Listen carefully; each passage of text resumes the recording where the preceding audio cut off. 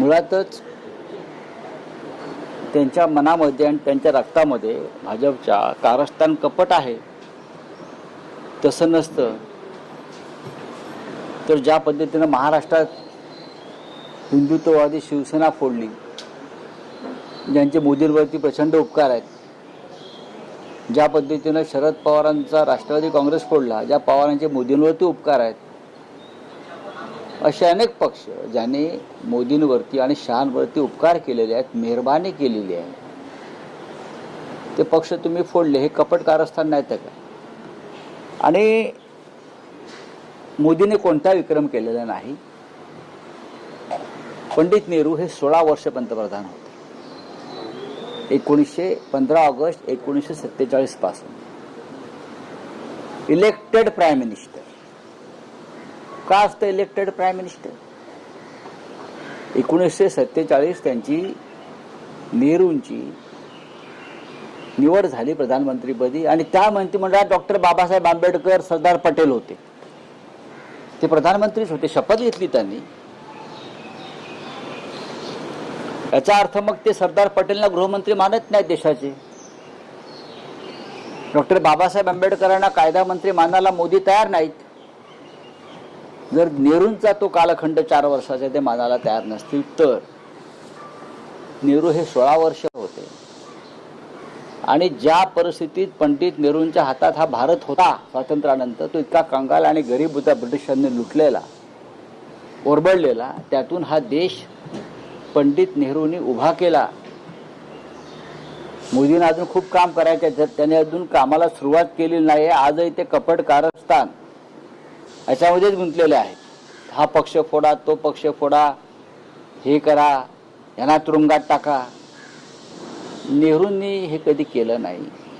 त्याच्यामुळे नरेंद्र मोदींची अशी भाषणं आम्ही सिरियसली घेत नाही.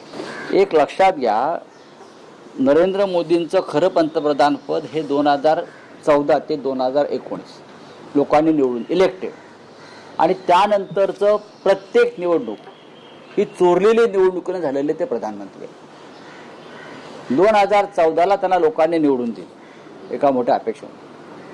ते 2019 पर्यंत ते इलेक्टेड प्राईम मिनिस्टर होते.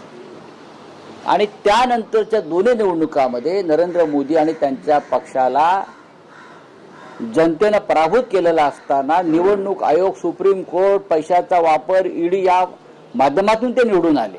2019 आणि 2024 निवडून आले नसते तर मागची निवडणूक 2024ची ते निवडून आलेलेच नाही. त्यांना बहुमतच नाहीये. त्यांना बहुमत नाही. आणि ज्या जागा त्यांनी जिंकल्या, या चोऱ्या माऱ्या, लांड्या लवाड्या करून जिंकल्या, ते कुठे इलेक्टेड प्राईम मिनिस्टर आहे? मोदी हे फक्त 2014 ते 2019 याच काळामध्ये इलेक्टेड प्राईम मिनिस्टर. त्यानंतर त्यांनी निवडणूक यंत्रणेमध्ये, प्रशासनामध्ये घोटाळे करून निवडणुका त्यांनी चोरल्या किंवा ताब्यात घेतल्या. 2014 पासून हा देश खऱ्या अर्थानं दुष्टचक्रात सापडला. 2014 पासून सुरू झालेलं दुष्टचक्र आतापर्यंत सुरू आहे.